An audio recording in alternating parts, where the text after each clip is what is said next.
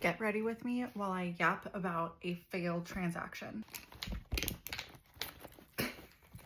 I had a client who I met through my Airbnb. They were interested in just getting to know Boise. They were considering it initially, not really sure. Shortly after their stay, they decided they wanted to go ahead and move forward. We started submitting some offers while they were here, and a couple of them got rejected, and one of them actually ended up getting accepted. So they had to go back home and list their house for sale. The wife was a licensed realtor. She wasn't like a full-time realtor or anything like that. She thought it was a perfect opportunity to go ahead and list her property for sale. So they ended up doing an open house. She got basically a kitchen table deal.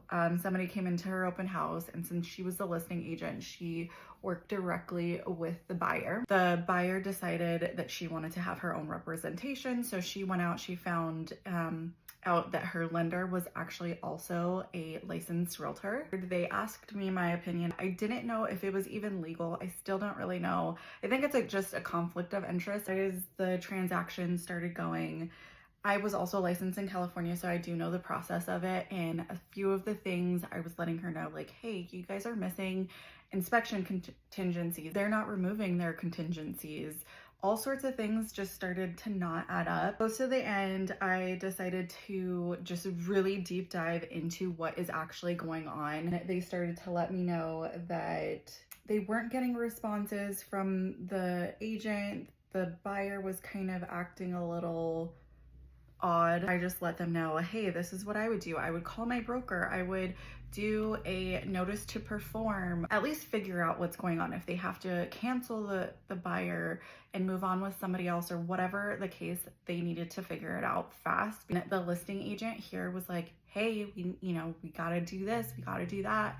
And I was just trying to keep her updated as much as possible with the information that I had. They were doing all kinds of research and calling a bunch of people. Turns out that this guy was actually a fraud. And I let them know, hey, with this information, you guys need to cancel this transaction. I was trying to be as blunt and straightforward as possible because I was saying, if you guys want to close on this house, you're gonna need to start over really quick. I will do as much as I can to get the list side to understand the situation, and we can try and make this work. Otherwise, we're gonna have to either cancel your listing and our contract. Something's gotta happen.